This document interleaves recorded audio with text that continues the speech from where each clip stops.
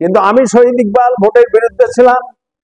দলের কেন্দ্রীয় সিদ্ধান্ত অনুযায়ী ভোটের বিরুদ্ধে প্রচারে নামেছি এবং ভোট দিতে যাদের না যায় বিএনপির নেতা কর্মীরা, তার জন্য আমি যা যা করার দরকার সবকিছু করেছি।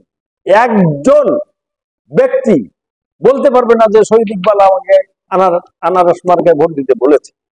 এটা একটা অপপ্রচার। আর এরা যারা করে, এরা প্রতিনিয়ত করতে থাকে, করে এবং এরা করবে,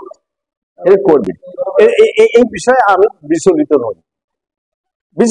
প্রতিবাদ জানাইছি। আমি সংবাদ সম্মেলন করে আমি জানিয়ে দিয়েছি এই ঘটনা সত্য নয়, এটা মিথ্যা, এটা আমি জানিয়ে দিয়েছি। আর আমি এই পত্রিকার বিরুদ্ধে মামলা করতে পারতাম, কিন্তু আমি সেটা করবো না। আমার করার প্রয়োজন নেই, কোনো মামলা করার প্রয়োজন মনে করি না। এবং আমি আমার বক্তব্যটা আমি তুলে ধরেছি। আমার এই বক্তব্যটা যদি মানে মনিরামপুরবাসী জানে, এটাই যথেষ্ট। এছাড়া আমার আর কোনো প্রতিবাদ নেই। আমি তো সেটাই বলেছি সংবাদ সম্মেলনে, যে আজকে একজনের বিরুদ্ধে কোনো সংবাদ পরিবেশন করতে হলে তার তো মিনিমাম একটা ভিত্তি থাকতে হবে। কোনো ভিত্তি ছাড়াই একটা সংবাদ পরিবেশন করবে। আমি এই বিষয়ে তীব্র নিন্দা জানাই এবং বাইরের কেউ কিছু টাকা পয়সা দিয়ে হেল্প করেছে, এবং যারা হেল্প করেছে, যারা শহীদ ইকবাল আজকে বাংলাদেশ জাতীয়তাবাদী দলের মনিরামপুর থানার আহ্বায়ক।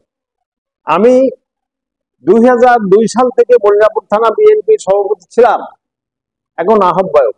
ওই 2002 সালে যাদের একটু গায়ে জ্বালা ধরেছিল, শহীদ ইকবাল সভাপতি হয়ে গেল, এই যে একটু মানে চুলকানি ছিল, তারা এখনো পর্যন্ত তাদের ষড়যন্ত্র অব্যাহত রেখেছে এবং এই সমস্ত বিভিন্ন কারণে মানে দেখিয়ে শহীদ ইকবালকে বিতর্কিত করা এবং সমাজের কাছে হেয় করা এবং বিভিন্ন ভাবে আমাকে হয়রানি করার চেষ্টা করেছে। ইভেন জেলা বিএনপির কাছে তারা নাকি আমার বহিষ্কারের দাবি করেছে।